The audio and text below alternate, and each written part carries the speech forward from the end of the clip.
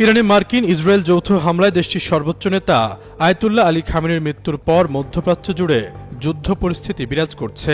এরই মধ্যে একযোগে ২৭ দেশের মার্কিন ঘাঁটিতে হামলা চালিয়েছে ইরানের সশস্ত্র বাহিনী। তেহরানের পক্ষ থেকে বলা হয়েছে যে কোনো মূল্যে খামেনি হত্যার প্রতিশোধ নেওয়া হবে। পাল্টাপাল্টি হামলা, কূটনৈতিক হুমকি এবং আঞ্চলিক জোটগুলোর সক্রিয়তায় পুরো অঞ্চল জুড়ে অস্থিরতা ছড়িয়ে পড়েছে। ইরানের সর্বোচ্চ নেতা আয়াতুল্লাহ আলী খামেনির হত্যাকাণ্ডকে নৃশংস ও নিষ্ঠুর হিসেবে অভিহিত করে নিন্দা জানিয়েছেন রাশিয়ার প্রেসিডেন্ট ভ্লাদিমির পুতিন। কাতার ভিত্তিক সংবাদ মাধ্যম আল জাজিরার এক প্রতিবেদনে জানানো হয়, একই সঙ্গে ইরানের উপর মার্কিন ইসরায়েলি হামলাকে অবৈধ আগ্রাসন বলে আখ্যা দিয়েছে উত্তর কোরিয়া।